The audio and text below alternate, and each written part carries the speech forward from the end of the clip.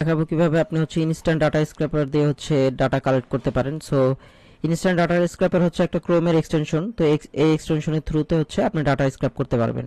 So আমার হচ্ছে এই রয়ের ডাটাগুলো প্রয়োজন ইনডিড থেকে। সো তখন করবেন কি, আপনার ইনস্ট্যান্ট ডাটা স্ক্র্যাপারটা এক্সটেনশন লিখে ক্রোম থেকে ডাউনলোড করে নেবেন। ডাউনলোড করার পরে এটা হচ্ছে ইজিলি পিন করে নিতে পারবেন। এখান থেকে পিন করে নেওয়ার পরে ক্লিক করবেন ইনস্ট্যান্ট ডাটা স্ক্র্যাপারে। করার পরে আপনার সামনে হচ্ছে এরকম একটা পপআপ আসবে। পপআপ আসার পরে আপনি করবেন কি, যে এখানে যদি আপনার টেবিল সিলেক্ট না থাকে, উপরে যে একটা টেবিল সিলেক্টের অপশন আসে, আমি ট্রাই করে দেখি আপনাদের দেখাতে পারি কিনা। এই যে দেখেন একটা লেখা আসছে যে ট্রাই অ্যানাদার টেবিল। ঠিক আছে, যদি আপনাদের কাঙ্ক্ষিত সাইট, মানে আমি যদি এখানে ক্লিক করি, দেখেন আমার এখানে হচ্ছে মার্ক হয়ে গেছে। ঠিক আছে, সো এরকম যদি মার্ক না হয় আপনার যে সেক্টরের ডাটাগুলো আপনি নিতে চাচ্ছেন, তো ট্রাই করে করে দেখবেন, তো আপনার দেখবেন যে অটোমেটিক চেঞ্জ হতে থাকতেছে।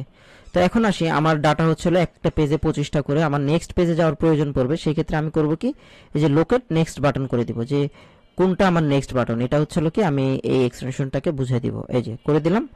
তারপরে আপনি হচ্ছিল কি ডাটা স্টার্ট ক্রাউলিং শুরু করেন, দেখবেন যে অটোমেটিকলি এটা হচ্ছে চেঞ্জ হতে থাকবে এবং আপনার ডাটাগুলো স্ক্র্যাপ হতে থাকবে। দেখেন আমি 2 নম্বর পেজে চলে আসছি, এটা এখন হচ্ছে অটোমেটিক নেক্সট পেজে চলে যাচ্ছে।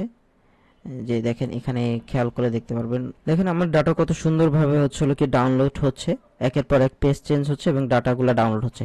যদি কোনো রকম ইস্যুতে পড়েন, জাস্ট হচ্ছে এই এক্সটেনশনটাকে সেটিং করে নিয়ে আপনি করলেই হচ্ছে।